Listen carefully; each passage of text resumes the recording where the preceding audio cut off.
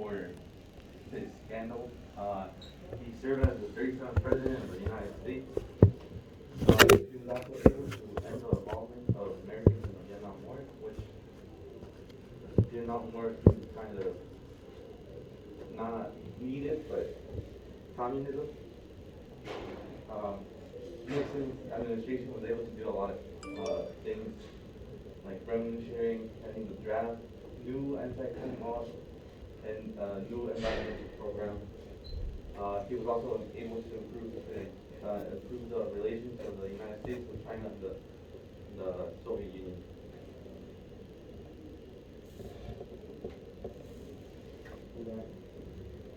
Uh, on June 17, 1972, during the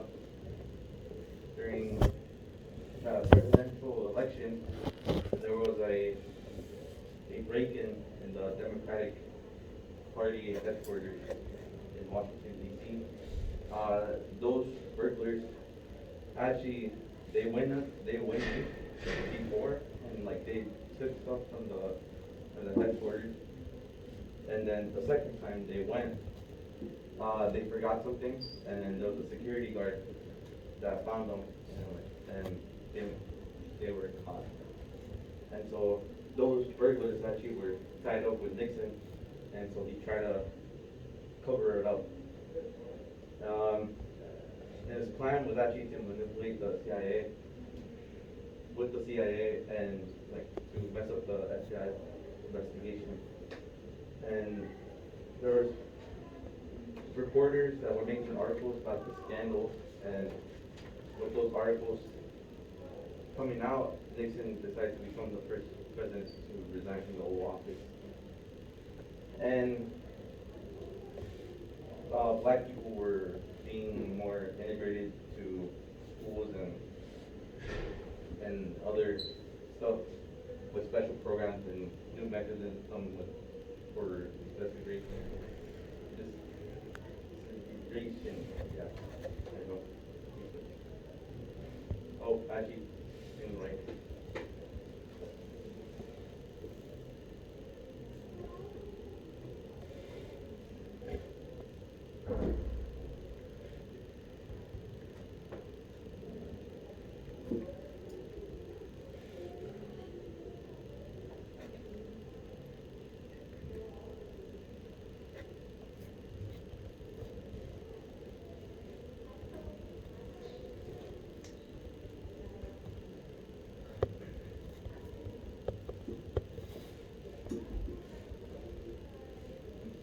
As the picture says, after Nixon stepped down, Ford became president, and in Ford's administration, in 1 month,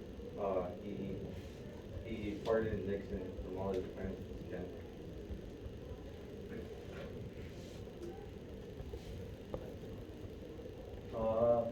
Jimmy Carter, he was one of the presidents that was very inclusive. So he appointed more women and minorities to cabinet and judicial diplomatic positions. He was actually able to get Egypt and Israel together to sign some accords at Camp David. With the Camp David Accords, he was able to, Egypt became the first Arab country to recognize Israel as its own country, because Israel was more of a territory than Arab countries saw Israel as more of a territory than a country. So it was a very big step for Israel to get recognized by Egypt.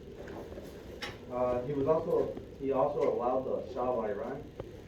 He was also the last Shah of Iran for a health checkup, which the Iranians didn't like that because they saw it as a bad move from the United States, which caused the Iran hostage crisis. And with this crisis, Jimmy Carter would end up losing his re-election.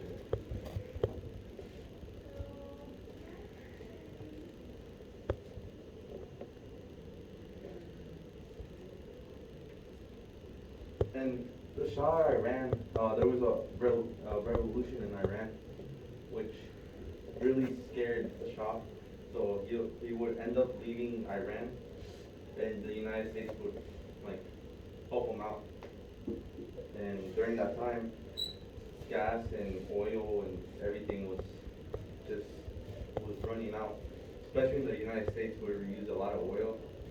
I mean, we have a lot of oil, but we usually use other people's oil, and so the country was running out of gas and fossil fuels, and 60% of the gas stations were closing because of that.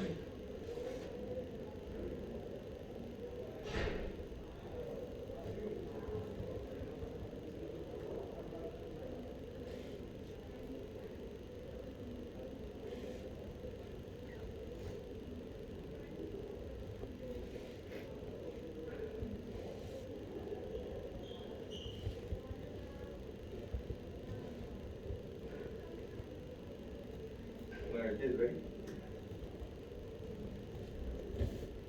All right. So this is Ronald Reagan.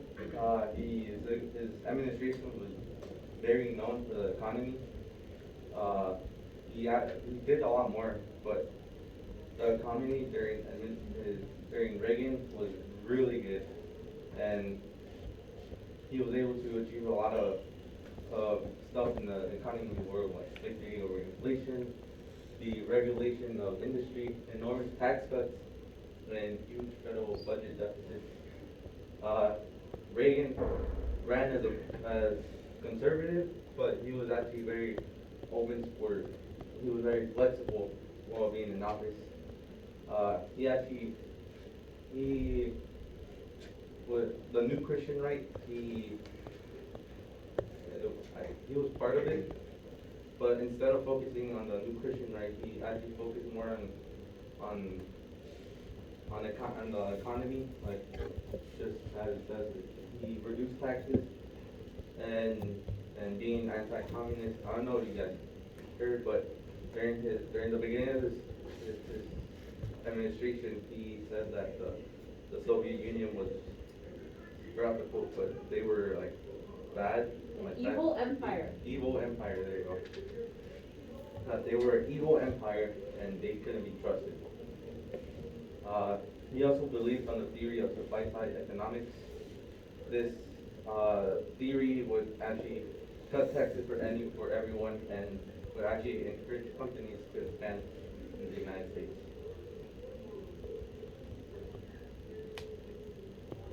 The key thing there is that it's a theory. Yeah, it was a theory, but actually it didn't really work.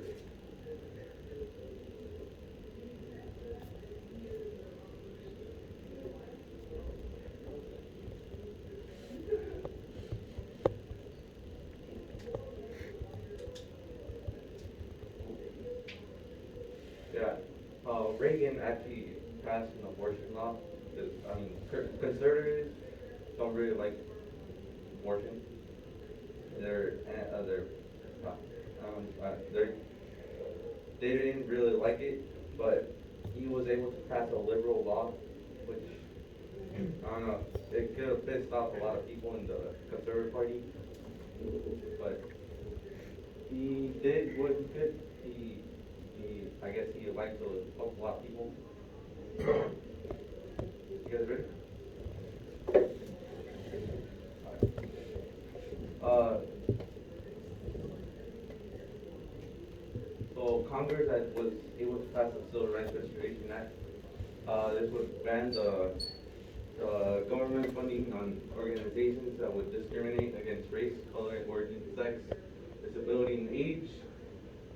Reagan actually cut a lot of funding to social programs for women, and women were actually suffering more than men during that time.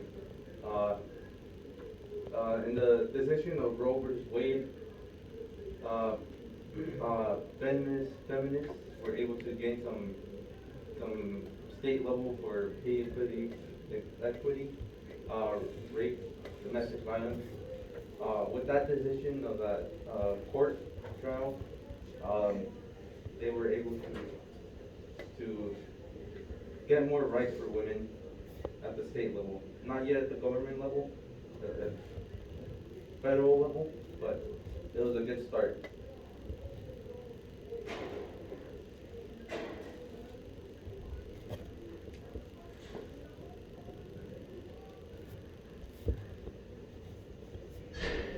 In 1982, Wisconsin became the first ever state to abandon discrimination against homosexuals.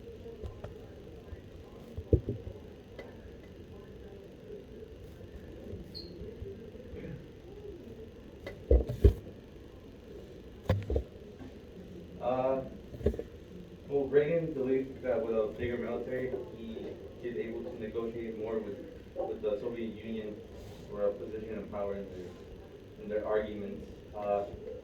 He was able to they would try to contain communistic movements around the world, like Grenada, Afghanistan, Angola, South Africa, and I put South Africa twice, but there's a lot to do in South Africa. Reagan actually had his own scandal. He was actually selling arms to Iran, but at the same time, the U.S. government was actually supporting more the Iraqi government. So he was supporting both groups at the same time. And with the profits of the arms on Iran, he actually supported the Nicaraguan Contras. Um, a lot of people in the United States, and especially they were actually surprised that Reagan actually let um, the selling of arms to Iran because they were already supporting Iraq during that war. And then some people were pleaded guilty, or convicted of the crimes in the scandal, but they were eventually pardoned by President Bush Sr.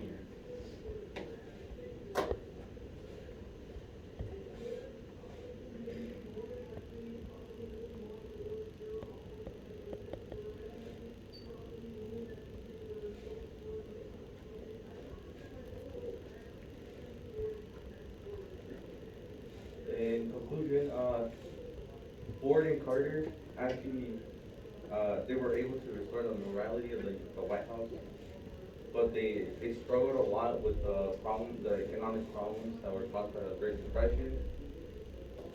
Uh, with the help of the new conservative movement and the Iran hostage crisis, Ronald Reagan was able to win the presidency and have one of the best economic administrations in history.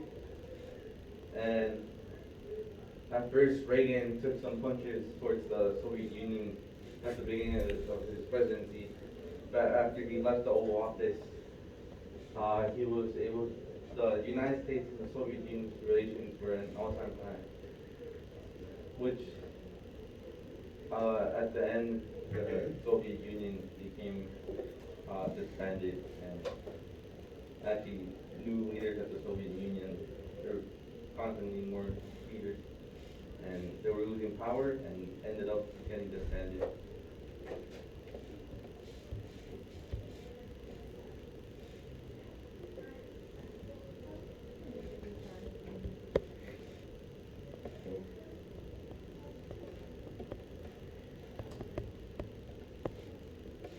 Oh, this is Daniel Rogers. He wrote the book of Age of Fracture, and he wanted people to think about the 20th century ending with a much longer period. He also said to judge the trends in society not by the calendar years or the administration of the presidents during the end of the 20th century. The Age of Fracture had three regions: economy, power dynamics, and social fragmentation.